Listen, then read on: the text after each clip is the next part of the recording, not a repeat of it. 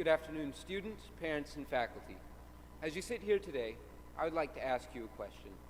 This is a question that ought to be asked by someone graduating from Eastwood Christian School. What is the point of learning Latin? If you have spent much time around Eastwood, you've most likely encountered this question or asked it yourself. Joking aside, I believe that this question is worth asking because when you begin to question the purpose of teaching Latin, you are led to question the purpose of education itself. What is the point of education, particularly a classical Christian one? These are worthwhile questions because, like learning Latin, the point is not immediately apparent. I hope that I can shed some light on the answer by telling you my own experience with Latin. When I first began to learn Latin, I was looking for something that I could use to enjoy my time. I wanted something that I was good at and knew a lot about. I thought that I could do well in Latin, but I was in for a shock. Instead of the stories and myths that I knew, we had to learn vocabulary and grammar. Latin class proved to be unpleasant and hard. There are no two ways about it. Latin would not serve me. I would have to bend to it. This realization startled me.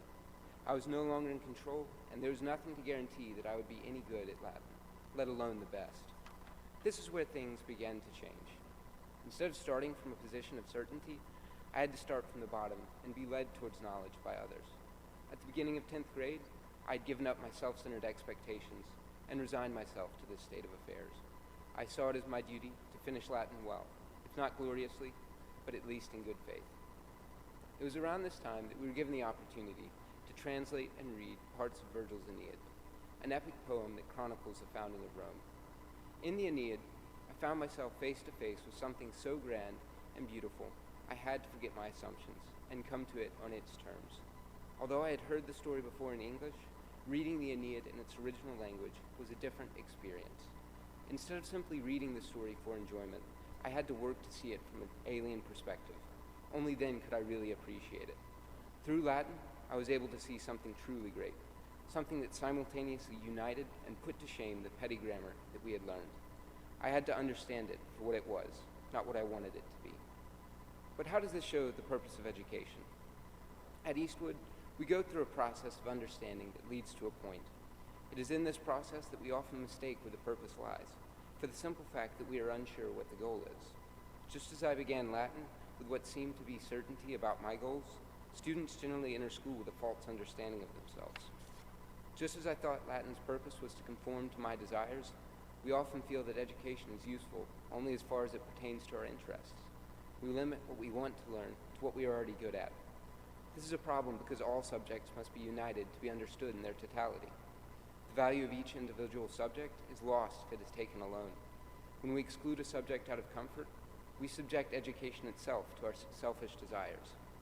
This is the natural state of our fallen world, and inside of it, we are left as slaves to our passions and at the mercy of every superstition and rumor that finds us.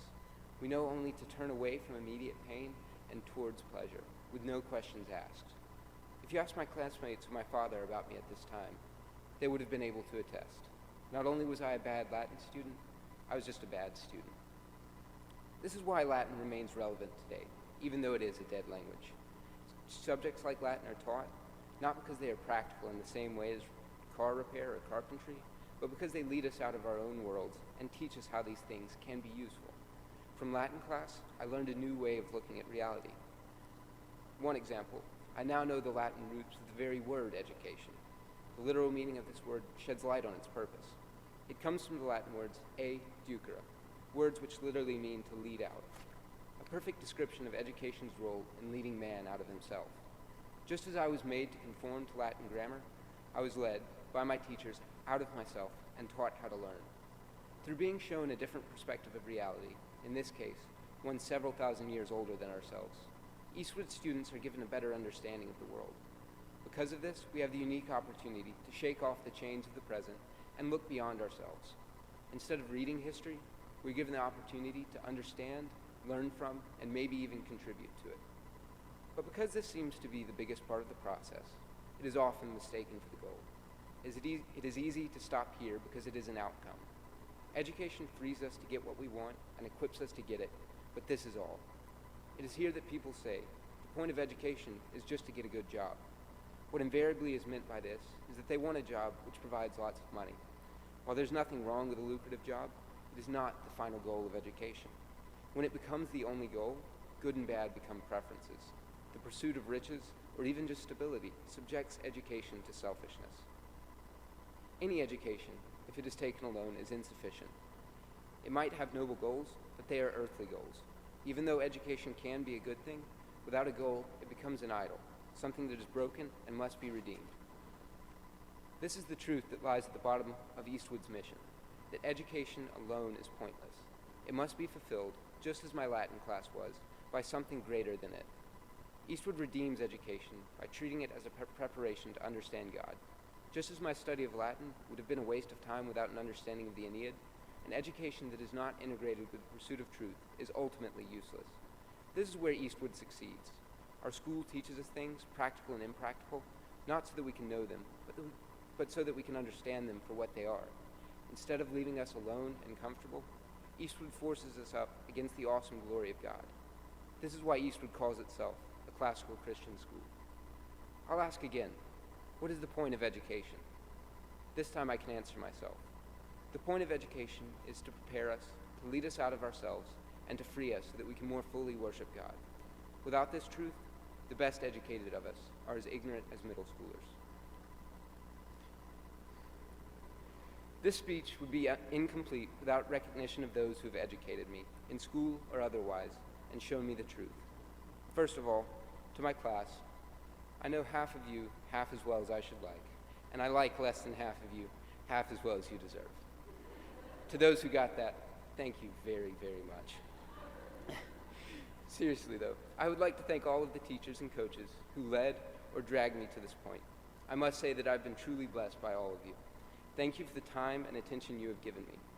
And though it wasn't always clear in the moment, I can honestly say that I've never had a teacher that I didn't truly appreciate. Next, I must give a loving thank you to my extended family, Mimi and Papa, Grammy and Pop, Gran, and all the rest. What you've taught me can hardly be put into words. Rather than knowledge, you've taught me a lifestyle of kindness and hospitality. Finally, I would like to thank my parents. Not only have you raised me up, but you have loved me. I've been told before now that I'm lucky to have you, and I know this to be true. And I've almost forgotten one thing. Lily and Joseph, I know it has never been clear, but I love you as well. It is to you, especially, some people know that, that I give this speech. Remember to always look beyond yourselves, to care for others, and to love the Lord your God. Thank you all for attending today.